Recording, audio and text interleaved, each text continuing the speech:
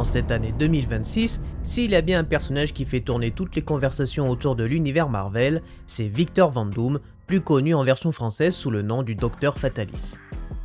Revenu sur le devant de la scène après l'annonce fracassante faite au Comic-Con et la révélation de l'acteur qu'il incarnera dans les prochains films Avengers, Victor Von Doom est considéré comme l'un des personnages les plus puissants des comics Marvel et sans nul doute l'un des antagonistes les plus appréciés des lecteurs. Aujourd'hui, intéressons-nous à ce personnage culte et plus précisément en raison qui l'ont poussé à enfiler ce masque devenu mythique dans le paysage de la bande dessinée. Au début des années 60, DC Comics cartonne avec sa Justice League, une équipe de super-héros qui passionne les lecteurs car elle va regrouper de nombreux super-héros dans une seule et même histoire. Ce succès pousse Martin Goodman à demander à son scénariste vedette Stan Lee de créer une équipe équivalente chez Atlas Comics qui deviendra dans le futur Marvel. Le 8 août 1961 sort alors le tout premier numéro des 4 Fantastiques. Le succès n'est pas immédiat, mais un tournant majeur survient le 5 juillet 1962, l'apparition de Dr Doom. Dès la première page, Doom frappe les esprits, capuche verte, masque de fer et une silhouette menaçante. Un personnage sans visage, mais avec une aura puissante. Richard Reed, futur Monsieur Fantastique, le reconnaît aussitôt. C'est Victor Von Doom, un ancien camarade de l'université, génie maléfique maniant à la fois la science et la magie noire, et en à peine 2 pages, Doom capture les 4 Fantastiques et les envoie dans le passé pour récupérer le trésor de Merlin. Bien qu'il finisse par lui échapper, Doom disparaît à l'aide d'un jetpack, énigmatique et insaisissable. Peu de choses sont révélées sur lui dans ce premier affrontement, si ce n'est qu'une expérience scientifique ratée lui a coûté son visage, expliquant ainsi le port de son masque. À partir de ce moment, le comics 4 Fantastiques devient un succès fulgurant, passant d'une publication bimensuelle à mensuelle. Stan Lee et Jack Kirby, ses créateurs, décrivent Doom comme une figure de la mort incarnée, rendue inhumaine par son masque de métal. Ce masque figé, aux traits sévères, gomme toute trace d'humanité. Dr Doom devient alors l'ennemi ultime, froid, mystérieux, impitoyable, mais aussi profondément tragique car son orgueil l'empêche bien souvent d'atteindre la victoire. En 2005, Ed Brubaker et Pablo Raimondi décident de plonger dans les origines de ce personnage dans une série de 6 comics.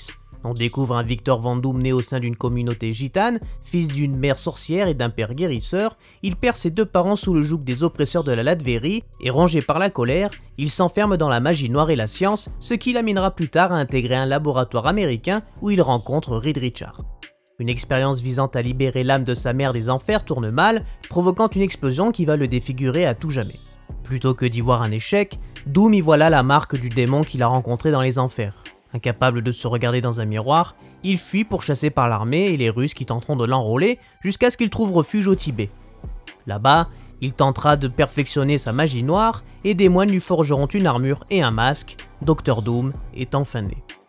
Le masque de Dr Doom n'est pas seulement une protection physique, il cache un visage qu'il refuse de voir, mais aussi ses blessures psychologiques. Forgé en titane, il l'aide à dompter la douleur et à faire face aux démons qu'il rencontre dans ses cauchemars. Il est le rappel constant d'un lien brisé avec sa mère et le rejet du monde qui l'a trahi. Ce masque est la preuve que plus rien ne le rattache à son humanité, il est devenu l'être le plus dangereux de l'univers. Son design reflète parfaitement cette déshumanisation, arcades sourcilières marquées, vice apparent, froideur métallique. Victor Von Doom disparaît derrière cette façade pour laisser place au Dr Doom, un génie scientifique, maître de la magie noire, à la tête d'une armée de robots à son image. Il incarne littéralement l'antithèse d'Iron Man. De retour en Latverie, Doom libère son peuple, chasse les oppresseurs et prend le trône. Il devient un chef d'État redouté, portant fièrement une tunique verte et une chaîne dorée, symbole de son pouvoir. En 1994, le premier film Les 4 Fantastiques réalisé par Ole Sasson met en scène Dr Doom, interprété par Joseph Culp, fidèle au design des comics, mais ce film ne verra jamais le jour officiellement, bien que des extraits circulent encore.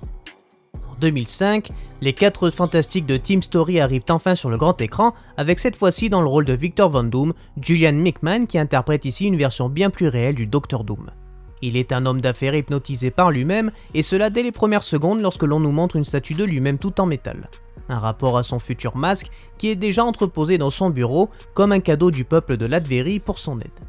L'expérience ratée dans l'espace de Reed lui laissera des séquelles sur son corps avec une cicatrice de plus en plus grande sur son visage. Faisant très attention à son apparence, il verra cette cicatrice prendre de plus en plus d'ampleur ainsi que la perte de ses cheveux, ce qui amènera Victor à enfiler ce nouveau masque. Designé par le très reconnu José Fernandez dont nous avons analysé le travail dans les épisodes Batman, il fera un nouveau masque bien différent de celui des comics et du film jamais sorti, car ici il épousera un peu plus la forme d'un visage. Moins épais certes, il garde tout de même ses grandes arcades imposantes, ne laissant apparaître que son regard, la seule chose qui reste de Victor Van Doom peut-être. Ce masque montre bel et bien une expression, mais elle sera moins prononcée que dans les comics, ce qui renforcera cette sensation de faire face à un homme sans âme. Ce masque sera de retour en 2007 dans la suite Les 4 Fantastiques et le Surfeur d'Argent, dans une version similaire, bien qu'une peinture plus sombre, mais cette suite ne rencontrera pas le succès espéré et mettra fin à cette version des 4 Fantastiques. En 2015, la célèbre nouvelle interprétation des 4 Fantastiques sort au cinéma avec un Dr Doom bien différent des précédentes interprétations. Le masque est noir, faisant ressortir les yeux verts de Victor à travers celui-ci, on met donc de côté le masque de métal pour en faire une version plus organique, cauchemardesque et bien plus monstrueuse d'un homme qui normalement doit être le propriétaire de son armure de métal.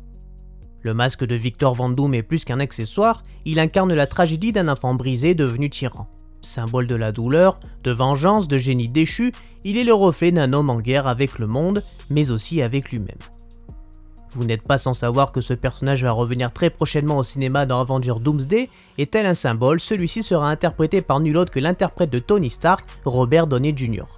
Reste à voir ce que cette version nous réserve et à quoi le nouveau masque du Dr Doom va-t-il ressembler si celui-ci est bien porté par Victor Van Doom.